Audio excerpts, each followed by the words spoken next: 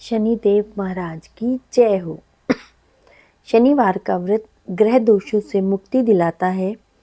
शनिवार वाले दिन व्रत रखने से आपके सारी मनोकामनाएं पूर्ण होती हैं और शनि की 7.5 से भी आपको मुक्ति प्राप्त होती है। शनिवार व्रत कथा। एक समय स्वर्गलोक में सबसे बड़ा कौन है? इस प्रश्न पे सभी 9 ग्रहों में वाद विवाद हो गया। इस पर फैसला करने के लिए सभी नवग्रह के राजा इंद्र के पास पहुंचे और बोले, हे देवराज, आज आपको ये फैसला करना ही होगा। तो देवराज बोले कि सबसे बड़ा कौन है ये मैं कैसे बताऊं, और वो उलझन में फंस गए। उन्होंने इस पे फैसले को लेकर के असमर्थता जताते हुए सभी 9 ग्रहों को पृथ्वीलोक के राजा विक्रमादित्य के पास जाने का सुझाव दिया। सभी ग्रह भूलोक के राजा विक्रमादित्य के दरबार में पहुंची और राजा विक्रमादित्य से अपने प्रश्न का जवाब मांगा, जिसको सुनकर राजा विक्रमादित्य कुछ ही देर के लिए वे परेशान हो उठे, क्योंकि सभी ग्रह अपनी अपनी शक्तियों के कारण महान थे। किसी को भी छोटा और बड़ा कहना उनके लिए परेशानी का कारण बन सकता था।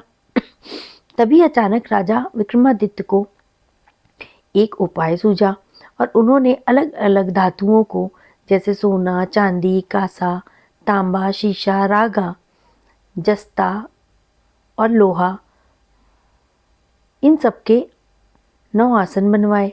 सबसे आगे सोना, सबसे पीछे लोहे का आसन रखा गया। राजा ने सभी देवताओं को अपने अपने आसन पे बैठने के लिए बोल दिया।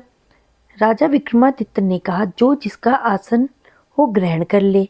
जिसका आसन पहले होगा वह सबसे बड़ा और जिसका आसन बाद में होगा वह सबसे छोटा ग्रह। चूंकि लोहे का आसन सबसे पीछे था, इसलिए शनिदेव समझ गए कि राजा ने मुझे सबसे छोटा बना दिया है। इस फैसले से शनिदेव नाराज हो गए और बोले, हे राजन, तुमने मुझे सबसे पीछे बैठा के मेरा अपमान किया है। तुम मेरी शक्तियों से परिचित नहीं हो। सूर्य एक राशि में 1 महीने, चंद्रमा में 2 महीने 2 दिन, मंगल में 1.5 महीना, बुध और शुक्र 1 महीना, बृहस्पति 13 महीने रहते हैं। लेकिन मैं किसी भी राशि में 2.5 वर्ष से लेके 7.5 वर्ष तक रहता हूँ। बड़े बड़े देवताओं को मैंने अपने प्रकोप से पीड़ित किया है और इस प्रकार से अब तू भी मेरे प्रकोप से सावधान रहना। इस पे राजा विक्रमादित्य ने कहा, जो कुछ भाग्य में होगा देखा जाएगा। कुछ समय के बाद जब राजा विक्रमादित्य ने के ऊपर 7.5 की दशा आई, तो शनिदेव ने घोड़े की व्यापारी का रूप धारण किया और बहुत से घोड़ों के साथ विक्रमादित्य के नगर में पहुंचे। राजा विक्रमादित्य ने उन घोड़ों को देख के एक अच्छे से घोड़े को अपनी सवारी के लिए चुन लिया और उस पे चढ़ गए। राजा जैसे ही उस घोड़े पे सवार हुए, वे बिजली की गति से दौड़ने लग गया। तेजी से दौड़ता हुआ घोड़ा राजा को दूर एक जंगल में ले गया। फिर वहां राजा को गिरा के गायब हो गया। राजा अपने नगर लौटने के लिए जंगल में भटकने लग गया, लेकिन राजा को कोई भी रास्ता नहीं मिला। राजा को बहुत तेज भूख और प्यास लगने लगी। जंगल में बहुत ज़्यादा घूमने के बाद भी राजा को कुछ ना मिला। उसे एक बहुत देर के बाद चरवाहा मिला। राजा ने उससे पानी मांगा। पानी पी के राजा ने उस चरवाहे को अपनी अंगूठी दे दी और रास्ता पूछा और जंगल से निकल के पास के नगर में चला गया। नगर पहुंच के राजा एक सेठ की दुकान पे बैठ गए। राजा ने कुछ देर दुकान पर बैठे हुए सेठ की बहुत बिक्री हुई। सेठ ने राजा को भाग्यवान समझा और उसे अपने घर बैठा लिया। सेठ के घर से सोने का एक हार खूंटी पे टंगा हुआ था।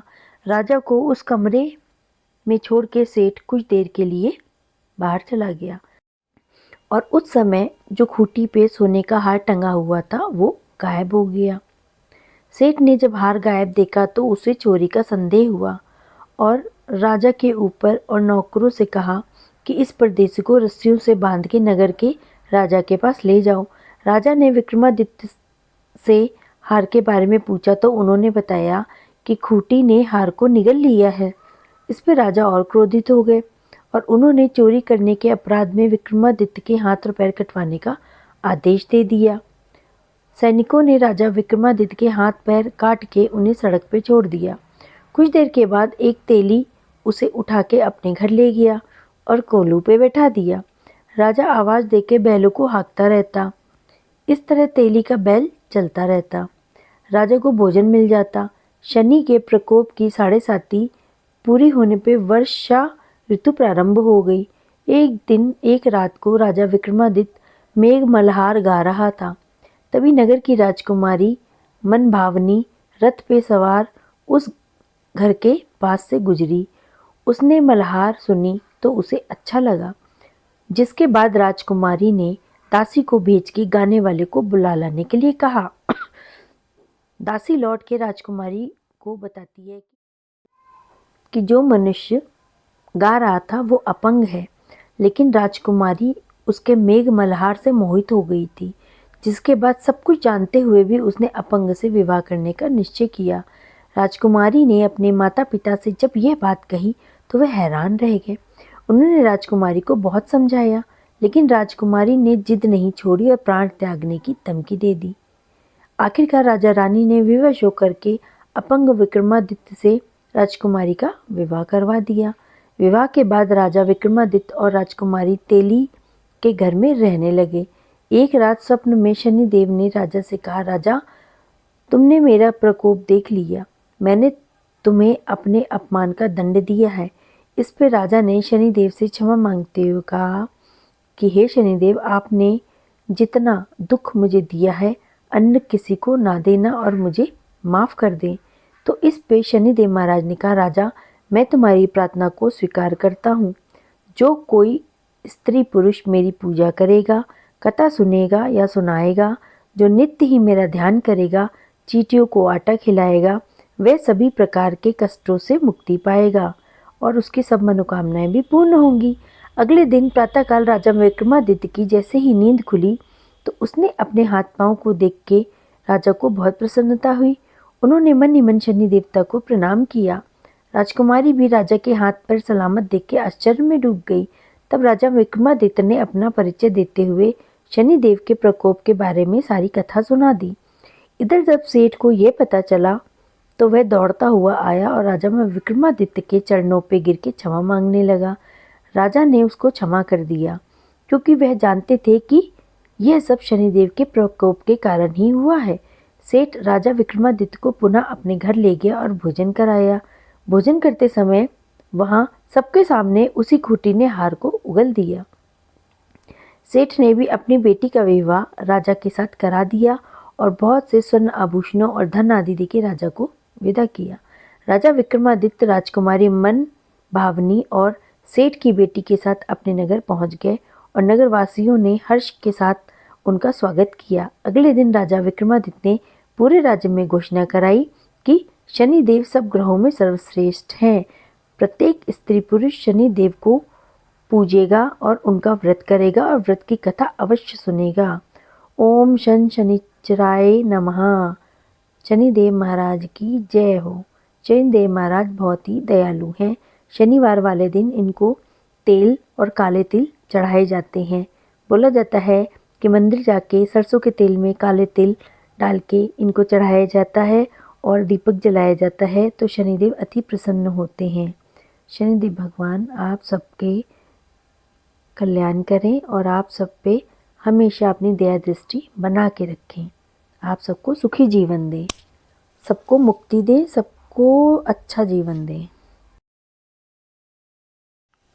शनिदेव भगवान की आरती। जय जय जय श्री शनिदेव भक्तन हितकारी, सूर्यपुत्र प्रभु छाया महतारी। जय जय जय श्री शनिदेव भक्तन हितकारी, श्याम अंग वक्र दृष्टि चतुर्भुजाधारी, नीलांबर धार नाथ गज की असवारी।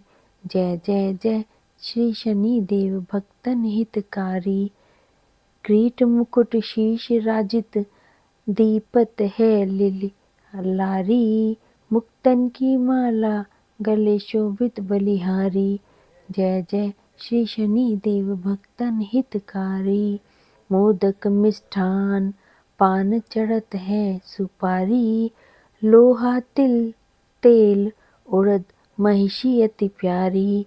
जय जय श्री शनि देव भक्तन हितकारी।